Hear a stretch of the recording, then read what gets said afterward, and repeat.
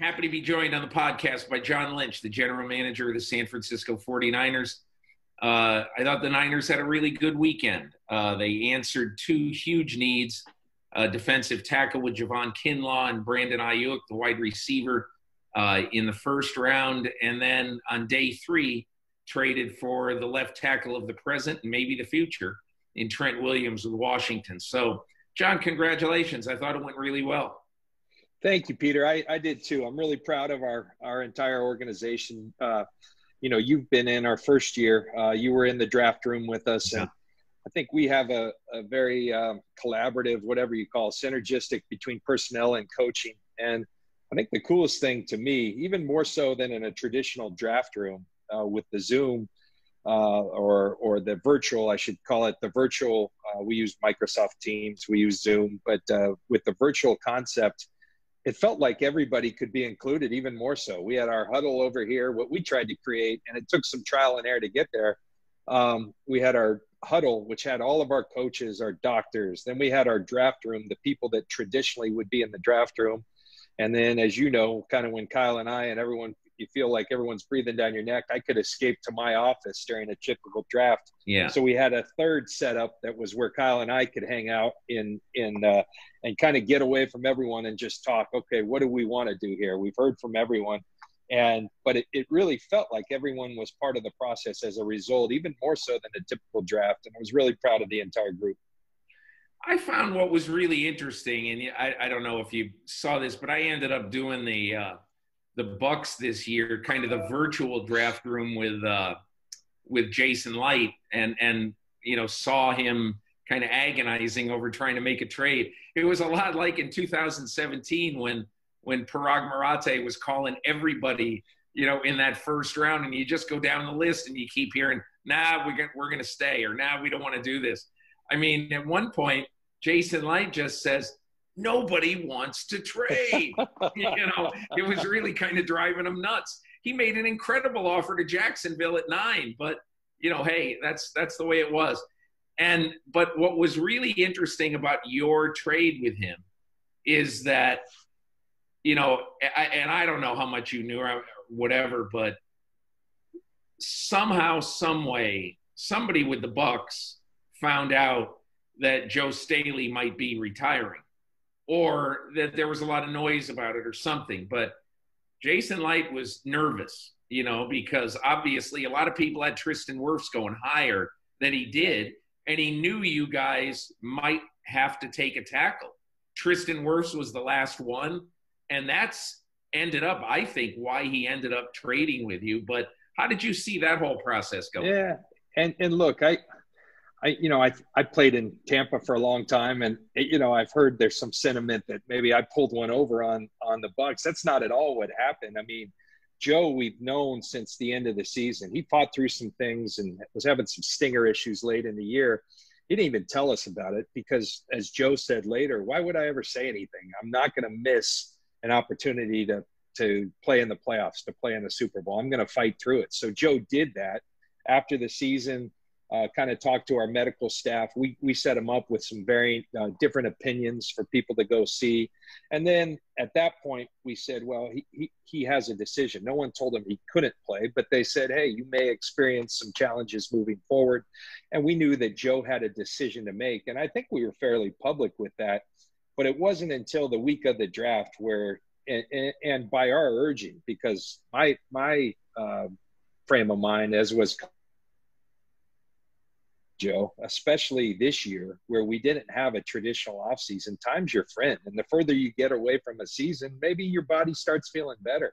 And we wanted Joe back in the worst way. He wanted to be back in the worst way. So we just encouraged him, take as much time. There will be some point where we do need to, because Joe said, I don't want to put you guys in a tough position.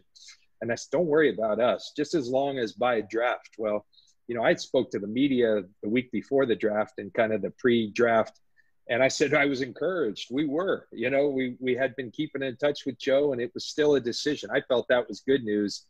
I think after probably hearing me, Joe picked up the phone, or excuse me, Kyle picked up the phone, and we got to hear from Joe himself. And at that point, Joe broke the news. Hey, been thinking about this long and hard, and I've come to the conclusion I'm going to be done. And So I just a want you couple guys, days before the draft? yeah, a couple days before. But then there's a whole other element that, what do you do now? Do you go draft in a class where there's 4 tremendous tackles, and even beyond that, a lot of depth of the tackle class? Or very fortuitous for us, this Trent Williams situation. We had called on that last year. Joe was hurt. McGlinchey was hurt at one point. Like, we needed some help, and it wasn't going to happen last year. So the Trent Williams thing was out there. I made a call to Ron Rivera and saw that it very much was in play. And so Kyle and I at that point start weighing, okay, we could run into a chance where Wirfs or any of these top 4 tackles that we had rated very high aren't going to be there. So we better, and Kyle was very comfortable with Trent. We also felt like we could address other needs of our team, if we had that left tackle in place. It was an unforeseen situation. So we entered the Trent Williams. The hard part, though, was that other people were interested in the Trent Williams situation. And so, I had told Ron Rivera from day one that we got to know by the time this draft starts. Well, we get there and Ron's not ready to give me with certainty because other teams were in play. And I don't blame him. I was frustrated, but it wasn't until day 3. So when Jason called there, who were the guys at 13? We would have stood pat and Kinlaw was the top of that list. There was CeeDee Lamb and Ayuk that we had very evenly matched at the receiver position. And then third on that list was Wirfs, who we never expected to get back there. But what we thought, if we can get back a little bit, we felt like our final point was Atlanta at 16, because we thought there might be a chance that they'd take Kinlaw. We don't want to, we can't choose to go farther than 15 really, because we think Atlanta might be the team who would take Kinlaw, who we really wanted. And so when Jason called, it was actually Adam Peters and John Spytek, his counterpart there, who were doing that deal. And then Adam said, JL, Tampa's waiting. What do you want to do? Kyle and I are talking on the Zoom finally. I said, do the deal. We've got enough players. And I think I know who they're taking with Wirfs. And so it worked out for everyone. And, there were a lot of variables. So that's kind of how that story came to play. If they had taken Kinlaw for some weird reason, what do you think you would have done? Well, that was tough. And I think at that point, if possible, maybe a trade out again, because we had two very evenly matched players in CD and Ayuk. Both we liked a lot, you know. Wirfs at that point comes into play because we don't know about Trent Williams. So there's so many. I think that's the one thing people can't see in these deals. They're not absolutes. This thing is a very fluid process. And is Tristan Wirfs a guy high on our list? Absolutely. But we felt, again, Kyle having coached Trent Williams, we knew what we were getting. We just didn't know if we were getting him. And so there was a little risk that we assumed, but we were willing to take that. And when Kinlaw was there, it really made it an easy decision for us. Is Kinlaw the kind of player who you think can be a 600 or 700 snap a year player, and maybe not be exactly what Buckner was, but to be that kind of durable rock in the middle of your line?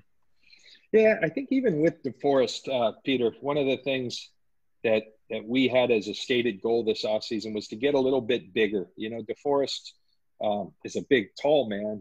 But he was 285, 290 pounds. And we felt at times, playing Seattle with those huge guards, guys get worn down, and we needed a little more beef. So the one thing you get with Javon, he's 325 pounds and a lean 325 pounds, if you can believe it. He's got this giant wingspan. I think he's a perfect fit for what we do with Chris Kasarik. And, we like teeing off and just exploding off the line of scrimmage and wrecking things. And Kinlaw was just a perfect match for that. So as for how many snaps he can play, I think we can be judicious in terms of just finding the right amount, because we've got guys like Solomon Thomas, and I think, when I played, Warren Snap would play 90% of the snaps. No one does that anymore. Very few people, Khalil Mack and a few guys do.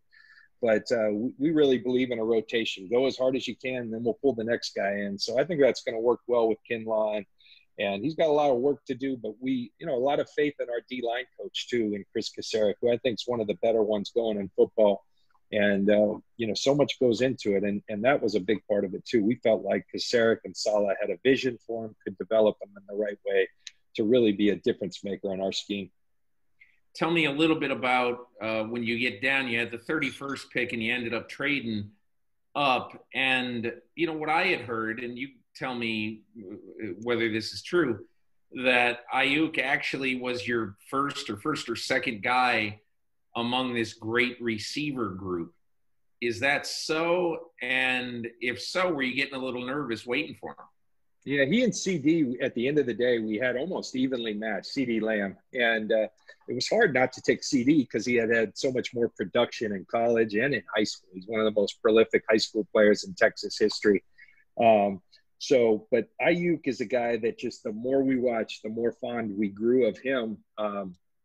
And so, it was you do this whole process of draft meetings, and then as it gets closer, you kind of pull the circle in. And the last couple of days, it's just Kyle and I going through different scenarios, mocks. We listen to everyone, and everyone gets to be, us, the decision makers, and we listen to what they do, but we don't give our opinion. And then we go back and talk more.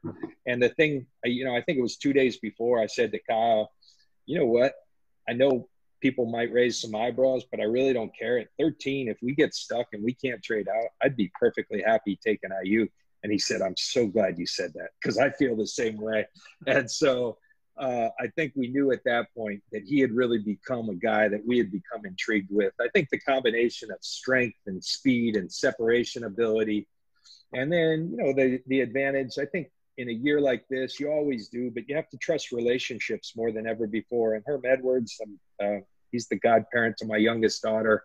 I'm his son's godparent. He coached me for a long time, but one of my closest friends in the world, and their families, and we're incredibly close. And so, I waited till the end with Brandon Ayuk, but I called Herm and I said, Herm, give me the skinny on this kid. And, one of the things he talked a lot is just how competitive and how important it was for Brandon to be great. And that spoke to me and spoke to us. And so he was a guy that continued to ascend. And I would say the inflection point for him during the draft, we thought if he could get by some of these teams, and then once he didn't go, the Eagles selected Rager. Kyle and I on the Zoom said, we never intended to move up in this draft. If anything, we were moving back to accrue some more picks. But right now we got to start looking into moving up. And fortunately I called Rick Spielman and he was interested in doing it. They had taken Jefferson at 22. Yeah. And right after that, Rick and I got on the phone and he said, yeah, I think we could do something there. And so we pulled that off, got up to where we could take Ayuk. And so two guys potentially we take at 13, we ended up with them both. And that made us very excited. It sounded like, what worked out well for you is that you get the 4 from Tampa and you're essentially, you got the 2 guys you wanted and it really didn't cost you anything. To move, you move down one spot early in the round and then you move up a few spots later in the round and it all kind of, washed out evenly. So that had to feel pretty good for you, that even though you moved up, you're using capital that you got 2 hours earlier. Yeah, I agree. And that's why we were willing to do it and excited to do it. And, you've been in our draft room. The one thing this year, again, trust in your team. You were in there year 1 and Parag did all the trade calls. I think we've all been trained by Parag a little bit, and it's, a little trade computer we have. You can just move around picks. It's actually kind of fun. And we kind of split up the league. Mark Mayhew had 8 teams. Adam Peters had 18. Parag had 8. And I had 8. And so that worked really well. And we had done a lot of work prior to the draft, letting teams know that we were willing to get out. But at that time, we turned the tides and said, all right, everybody mobilize and let's try to move up to these teams. And like you said, we were able to do so with the pick that we gained from Tampa. One thing I noticed about being with Jason Light virtually is that he wasn't bothered and he didn't seem to be restricted at all by this new setup. when they were talking to teams, it wasn't like, how do you do this or how do you do that? Most of it is by cell phone anyway, but they're talking just on this thing that you have, like the Zoom with all the guys on it. He'll ask Arians a question. He'll ask his pro guy a question, his college guy a question. He'll be on the phone. And really, it really wasn't that much different from sitting in a room with him. I'm sure it was a little bit different, but that was the one thing I said to him at the end. I said, you seem so comfortable working all these weird technologies. Yeah, I think it would have been a lot harder, Peter, had everyone not done their draft preparation virtually. Yeah. We were all forced to do that, so you had a month working with that technology.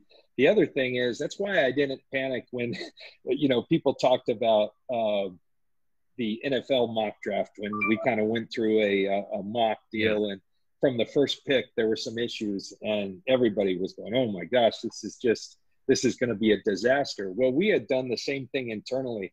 And the first time we went through it, it was so bad. It was just terrible.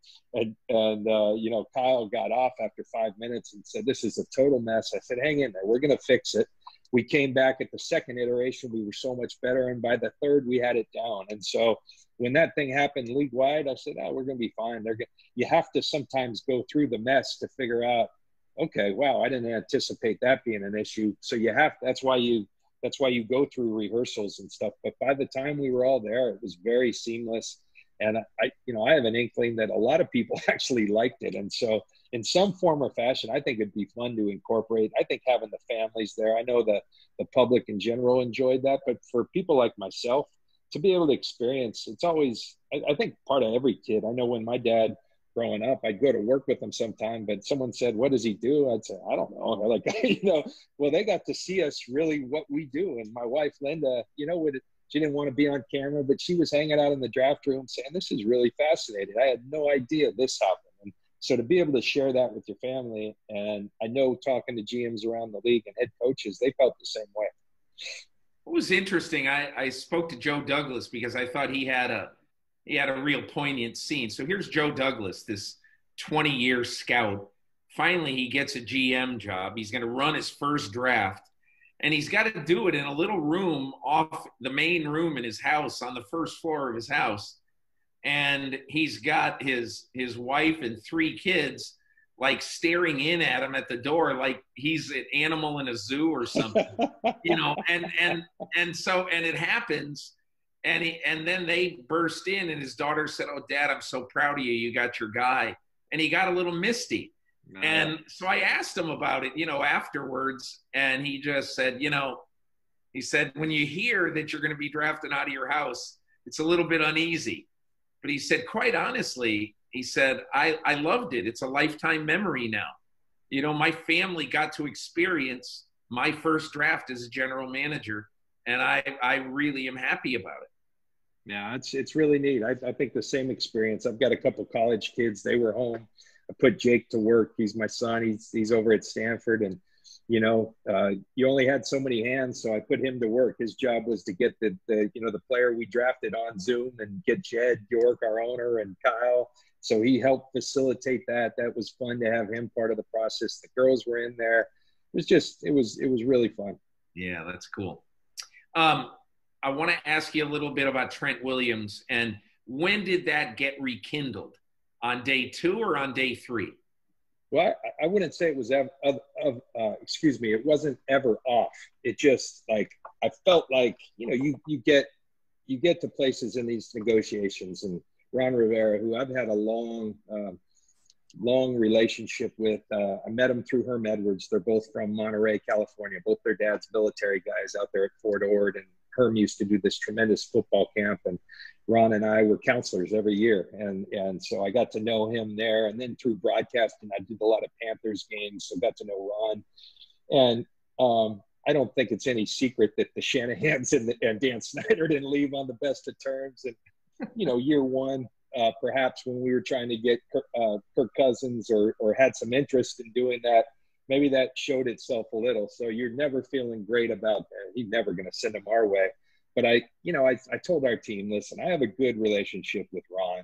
I think enough times passed let's give it a shot. And so, I think what happened to Ron, though, is every time we get close to having a deal, someone else would come in and say, hang in there. Something may happen today. We might get some draft picks where we could give you this, which was a little better than our offer. And as you knew going in, we didn't have a ton of draft capital to give them. So we had to get creative, think about next year. So we just kept throwing ideas. And, I think Ron was a little embarrassed that he kept kind of putting it off, because I said, Ron, how do you expect us to do business if we don't know we have a left tackle or not? And the same could be said for you. And he said, I know, just hang in there. And finally, I could tell when I called before day 3, I called him first thing in the morning. It was like calling a girlfriend for the first time. I waited till 8:30 on the nose and dealt it, hit send, and I could just hear from his voice, I think this is good. And Ron said, okay, you want to do this thing? I said, absolutely. And that was huge for us, because now the whole thing kind of came together, and we were very excited. And I thanked Ron for hanging in there, and he thanked me for my patience. So it was a good thing. I want to ask you 2 perspective questions. So now you've been in this job a little over 3 years. Like this was your 4th draft. You've been in it 4 years and say 3 months. And I'm just curious now, when you look at the decision you made to take this job and to go out of a comfy life doing TV, living in the place you wanted to live probably the rest of your life in San Diego, and you take an NFL GM job, how do you look back on the decision and how you think it's worked out for you? It's been great. I'm joking, Jed York, when I say this, but now I think I have it all figured out. I just do this job virtually from San Diego, and we're all good. But I'm saying that because I'm down here at our house and our kids are happy and all that. But it doesn't work like that. You have to grind. This is an all-in job. And fortunately, and I've told you this before, I wouldn't have done this without the blessing and, in fact, urging of my family. They could tell it was something that had me excited. And it's been really fun. And we've gotten better. We were real close to pulling the whole thing off. We didn't get it done. And so that just drives me more. I think, I wish you could come back at some point, because I think we were pretty good with our process year 1, but I think it's grown a lot from there.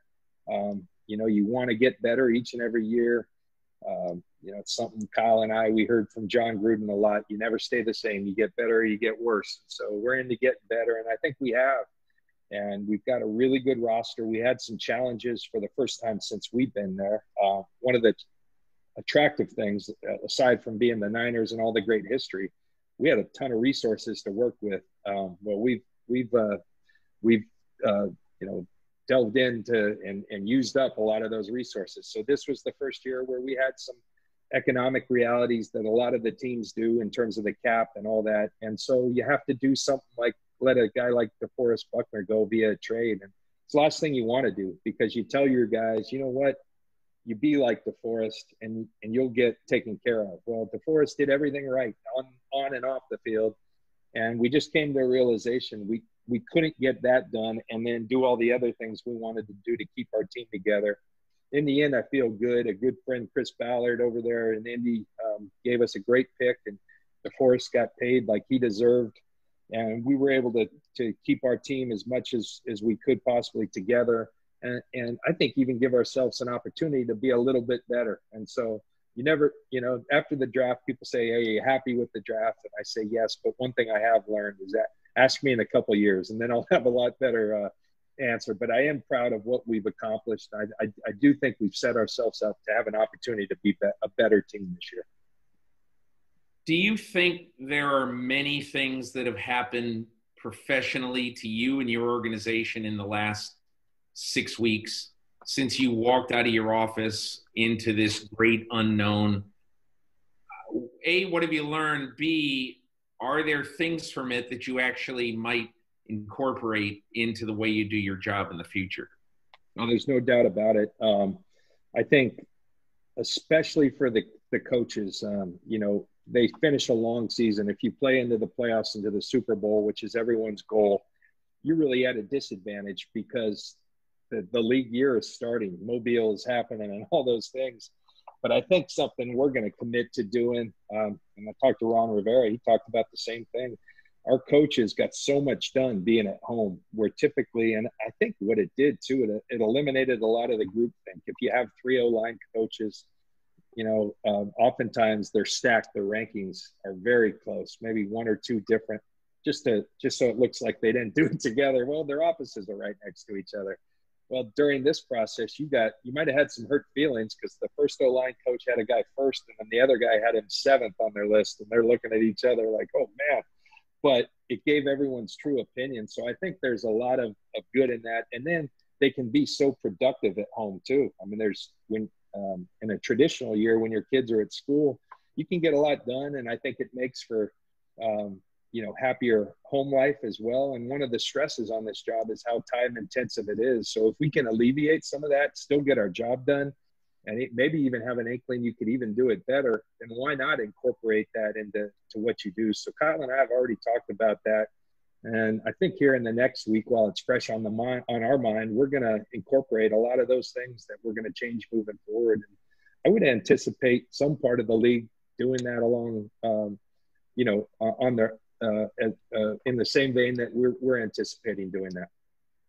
And how about just sort of the scouting process? I already had one GM said, I can tell you this, one of our long meetings, like the week-long meeting, either before the season or at the end of the season or before the combine, we're going to do that probably virtually, instead of bringing them in, because his point was, you ask your scouts, they're already on the road for, 3 or 4 months. And then you say, hey, come here for a week. And hey, it's great for our camaraderie. Everybody has a good time doing it. We all like each other. But the reality is, for a family, that's just another week where dad's away and the husband's away. So they're already going to change one of those. What about the scouting process? Yeah, I think there's a large part of that as well. And in a weird way, because I've always been one for personal interactions. But I feel like our scouting staff and our coaching staff were more intertwined than ever. The back end of free agency, after we would get done with our virtual meeting, we'd say, hey, you guys stay on and you get that back end. Your undrafted free agent list. We want that tight. We want it organized, and we want it to be collective. And so absolutely, that will be a part of us moving forward. I think some of it where were the challenges, like medical rechecks, not being able to have that. But I do think in a year when we go back and have that, with Javon Kinlaw, he's got a really interesting story. So what was the advantage we had with him? Because we couldn't bring him in on a 30 visit and spend two days with him. Well, Will Muschamp, the head coach at South Carolina, is a guy we became very fond of and close with last year when we were scouting Deebo Samuel. And how so? Well, he told us to a T who Deebo Samuel was, both his positive traits and not negative traits, but just some of the realities. Here's where Deebo can get in trouble, and he's a bigger guy. So if he goes away for a weekend, he may put on 5 pounds, so he nailed Deebo to a T. And so we had a trusted voice when it came to Javon Kinlaw. So I think it's a good lesson for why you cultivate and why you develop those relationships, because they come in handy when you need them most. But yeah, I think the whole league's gonna, I think there will be some moderate changes and moving forward, and just an idea that you can do things extremely well in this form and fashion. One of the most interesting things Kyle and I talked about, when you're doing these virtual meetings, you're addressing only, one person can talk at once, but it's rare if we're in the draft room and we're watching film, everyone's face is on the screen. We can see everyone's reaction. So when you say something and some scout's rolling his eyes like he don't know what he's talking about, you can see all that, both good and bad, which is great because you want everyone's honest assessment. And there is an element to when you can see everyone's reaction when you're showing something. We found that really interesting as well. 3 last quick things. You can answer them with a sentence. You can answer them with a paragraph. But last year I went to your training camp. My favorite player on your team was Jalen Hurd. And I walked out of that camp and we got in the car to go to the next place. And the 2 women I was traveling with said, well, what was your impression? And I said, we just saw the 2019 NFL Offensive Rookie of the Year. this guy's going to come out of nowhere. He's going to be fantastic. And so I guess I was wrong. But I wonder what's up with Jalen Hurd, your third-round pick from Baylor last year, got the fractured bone in his back and turned out to be a total wash year. What's going on now? Well, he had a good redshirt year, and now he's got to go do it. Our belief hasn't changed. We've seen him for 14 days on the field, and I agree with you. You could make a case he was the best player on the field, for those 14 days. And so, one of the things in this league, your best ability is availability. He's got to be available. That wasn't his fault. He had a stress reaction in his back that flared up. It was frustrating because every time he'd get close, he'd go try to ramp up and it would hurt him. And that's the way those things are. I've learned more about that injury than I ever want to know. Jalen's doing very well. He's a big part of our plans. And remember in the past, we thought he could play some receiver. We thought we could play some backup tight end, some kind of a move tight end. We felt like even at times we could play him at running back. That vision for him hasn't changed. Now he's just got to go do it and be available. And then we think, we almost look at him as another draft choice this year. You obviously played at a very, very high level, Super Bowl champion, consistent Pro Bowl player. You played the game for a long time.